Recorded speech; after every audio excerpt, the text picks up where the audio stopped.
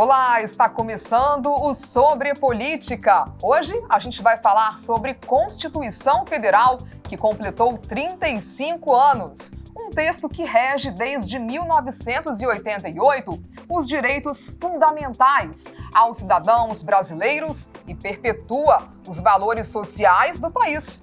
Fique conosco para conhecer mais sobre esse documento no programa de hoje. Eu sou a Tati Vilela. E eu sou o Marvin Pinho. Pois é, né, Tati? A Constituição organiza o Estado e detalha o papel de cada um dos poderes, executivo, legislativo e judiciário. Ela também define os direitos civis, políticos, econômicos, sociais e culturais que pautam a vida em sociedade. Um ordenamento jurídico de referência internacional baseado nos direitos humanos. Seja bem-vindo ao Sobre Política. Começa agora.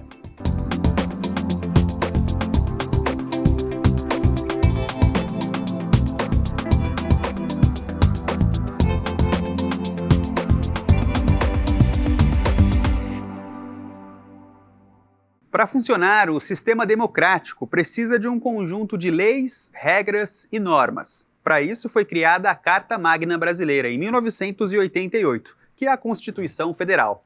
É ela que descreve o funcionamento do país, estabelece os direitos fundamentais do cidadão e define as normas, até mesmo da política do nosso país. A Constituição Federal completou 35 anos em outubro. Criada em 1988 com a redemocratização do Brasil, ela é o documento jurídico mais importante do país. Mas você conhece quais são os principais direitos garantidos por ela? Eu sei muito pouco, viu? Eu sei que a gente tem o direito de ir e vir e mais algumas coisas, mas a gente precisa se interagir mais nesse conhecimento aí. Ela tem garantido para mim o direito de ir e vir, tenho, que nem a gente veio aqui agora na prefeitura resolver esse problema da MEI, resolveram tudo para ajudar a nós, tudo certinho, então acho que é uma coisa boa.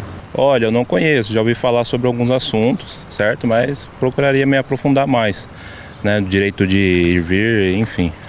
Fundamental para a democracia, a Constituição é responsável por estabelecer a atuação dos poderes. É a partir das diretrizes do documento que a estrutura dos governos federais, estaduais e municipais é formada. A Constituição também apresenta regras que definem a atuação dos governadores, deputados, prefeito e vereadores. Tema que o vereador Rafael Pascucci conhece bem. Para viver em sociedade, nós precisamos de regras e que as regras sejam claras. Então, a Constituição Federal tem esse papel de mostrar quais são os princípios do nosso país, da nossa União, né, que é a União dos Estados, dos municípios. E um país sem isso seria são as ditaduras, né, onde uma pessoa tem todo o poder concentrado em sua mão. Para este advogado, a Constituição é clara na definição dos papéis políticos. A gestão do país é dividida em esferas públicas, o executivo, o judiciário e o legislativo. São poderes independentes, mas que atuam de maneira colaborativa. As instituições, a gente fala de três no nosso país, que é a instituição executiva, a legislativa e a judiciária, elas trabalham de maneira independente, mas também com harmonia para chegar a essa finalidade. Então, se você tem, por exemplo, ataques à democracia contra um dos poderes, o outro poder pode sim e deve atuar para conseguir restaurar a ordem e restaurar os processos de paz que estão presentes na Constituição e que devem ser respeitados. Um outro ponto importante da Constituição é na garantia do bem-estar social. Por isso é determinado ser dever de cada governante promover através das receitas públicas a promoção de políticas voltadas para as áreas sociais, de saúde e educação. Parte dessa receita que é devida a título de ICMS fica em São José dos Campos.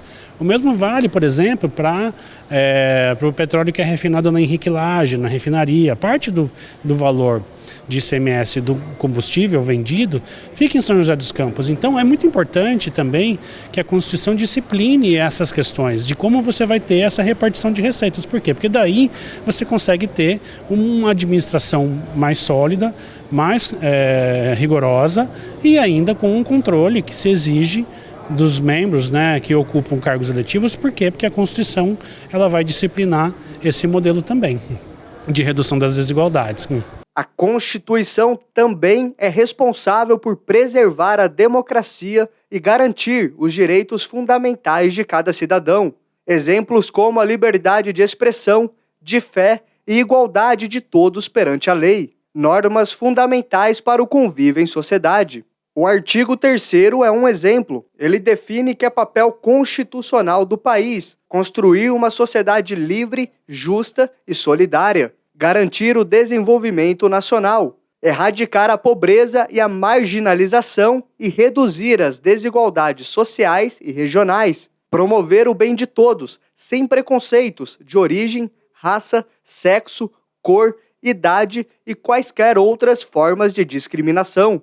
Ela que é a mãe de todas as outras leis, lá é onde a gente tem nossos direitos, inclusive a Constituição brasileira é chamada de Carta Cidadã, porque ela traz uma série de direitos da população e rege todo o nosso país. Todas as outras leis decorrem da Constituição Federal. É um mecanismo que limita o arbítrio, né, do Estado contra os indivíduos, no momento em que ele estabelece um conjunto de garantias reconhecidas universalmente e que também são importantes para evitar o quê? A proteção contra o Estado e também proteção de indivíduos contra outros, quando a gente olha, por exemplo, indivíduos querendo limitar a liberdade de outros, limitar a vida de outros. Então existe também essa perspectiva que nós chamamos de proteção horizontal dos direitos fundamentais. E este documento tão importante para o país, às vezes precisa ser atualizado para se adaptar às mudanças culturais e sociais de cada época. Por isso, emendas são realizadas à Constituição, para garantir que, apesar da passagem dos anos, os direitos, deveres e a democracia sempre sejam as principais diretrizes do Brasil.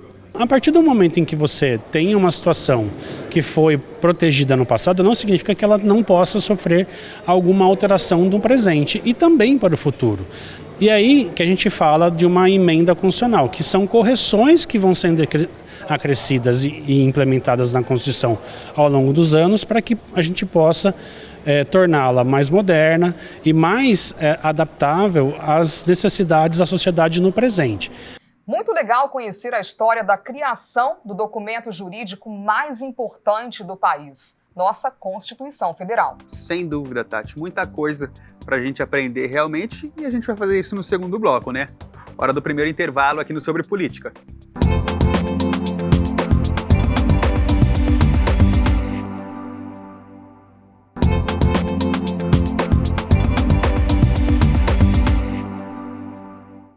O Sobre Política está de volta. Como vimos no primeiro bloco, a Constituição Federal do Brasil é de 1988. Vamos compreender um pouco mais a estrutura dela e saber como ela se mantém atual, né, Tati? Isso mesmo, já está aqui no estúdio para poder conversar com a gente o advogado constitucionalista, Dr. Sérgio Baixa, mais conhecido como Professor Baixa.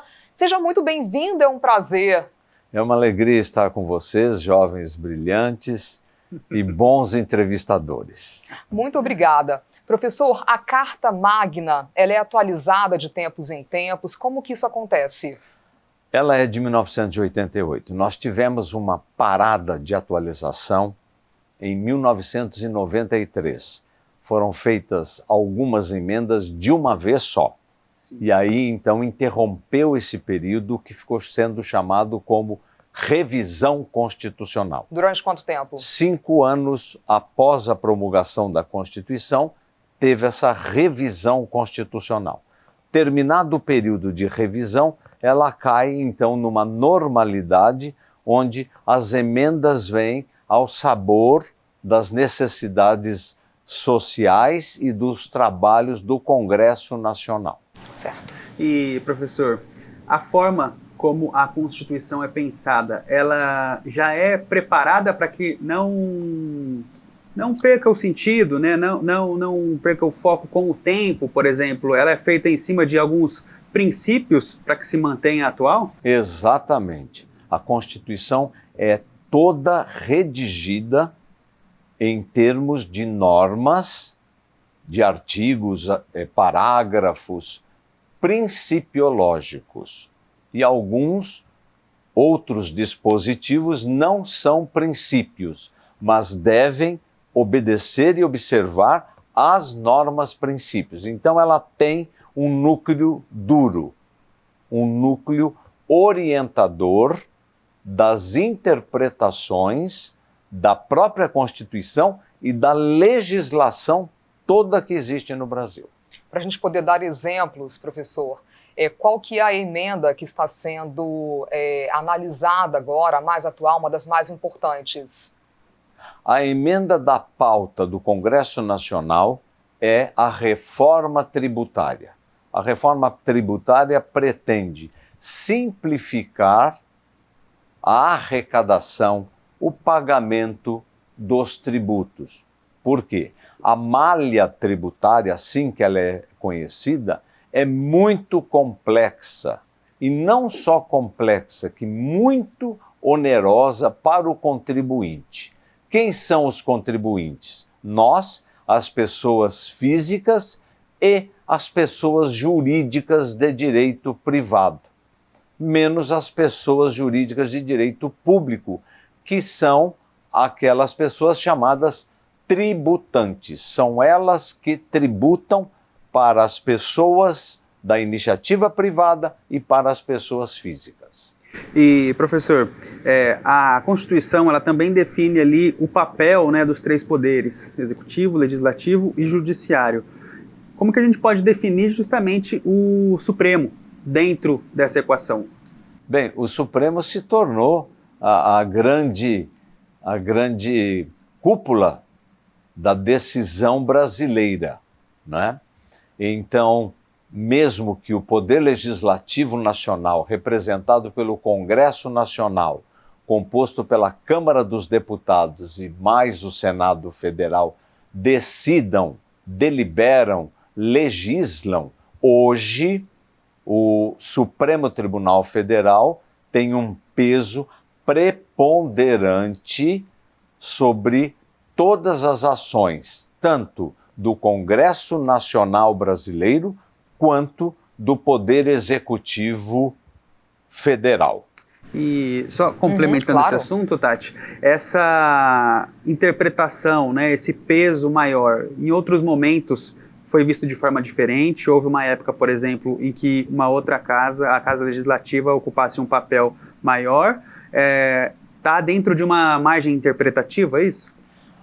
Houve tempo em que o Poder Legislativo era mais proeminente, o Poder Executivo tinha mais liberdade de ações pautadas nas decisões do Congresso Nacional, e o Supremo Tribunal Federal, representando o órgão máximo do Poder Judiciário, ficava sempre afastado, observando se aquelas decisões dos órgãos políticos, Poder Legislativo e Poder Executivo, estavam amparadas pelos princípios constitucionais. Professor, só para a gente poder finalizar, como que os cidadãos podem se informar sobre os seus direitos e responsabilidades conforme definidos na Constituição? Como é que o senhor vê essa questão? Primeiro, conhecer, ao menos, os direitos e garantias fundamentais que estão na Constituição, do artigo 1º ao artigo 17. Não é muita coisa. Tomar consciência do que está ali em direitos e garantias fundamentais, para então ter uma postura de cidadania. Professor, muito obrigado pela entrevista e pela presença do senhor aqui no Sobre Política. Como a gente diz, né, Tati? Tomara que volte mais vezes, porque o assunto é realmente muito amplo, possível a gente debater de várias óticas diferentes, né? Até a próxima, muito obrigada. Muito obrigado, é uma honra estar aqui na TV Câmara. Obrigado. Marvin, como é importante a gente saber como a Constituição de 88, quer dizer, como que ela se mantém atual, não é mesmo? Exatamente, entender as ferramentas, né? As ferramentas criadas pela Constituição para que ela mesmo continue atual, como você disse, né, Tati? Perfeito. Vamos para mais um intervalo aqui no Sobre Política? Chegou a hora do segundo intervalo do nosso programa, daqui a pouco a gente volta.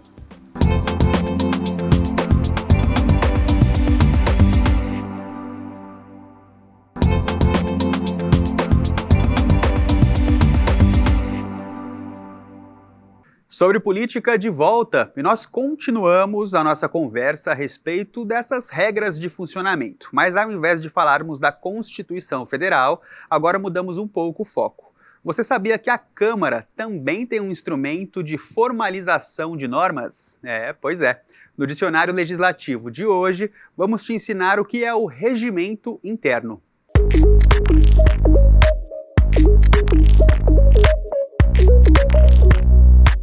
O regimento interno é um conjunto de regras estabelecidas para regulamentar o funcionamento das atividades de diversos campos, tanto do poder público como da iniciativa privada. Na Câmara não poderia ser diferente. O regimento interno do Legislativo, aqui de São José, regulamenta o trabalho dos vereadores e de toda a casa, como, por exemplo, como serão conduzidas as sessões plenárias ou como deve funcionar o trabalho das comissões. Ele está disponível para toda a população no site câmarasjc.sp.gov.br.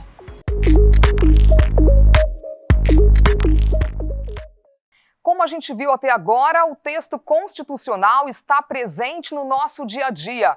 Mas eu queria te fazer uma pergunta. Você sabe quais são os seus direitos básicos previstos na Constituição Federal? Esse conjunto de leis coloca o Brasil como um dos países com o mais completo ordenamento jurídico em relação aos direitos humanos. A Constituição garante aos cidadãos o direito à vida, ao trabalho, à educação e à liberdade de opinião e de expressão. A gente vai ver na próxima reportagem de que forma essas leis são aplicadas na prática. Há 35 anos, no dia 5 de outubro, o Brasil ganhava uma nova Constituição, após mais de 20 anos de ditadura militar. Senhoras e senhores constituintes, hoje, 5 de outubro de 1988, no que tange à Constituição, a nação mudou.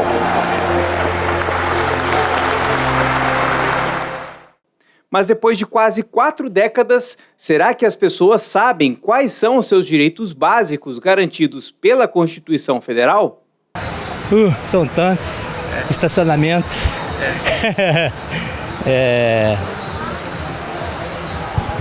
Medicamentos. Direito cidadão, do idoso, direito das crianças. Muita coisa, né? Conheço alguns.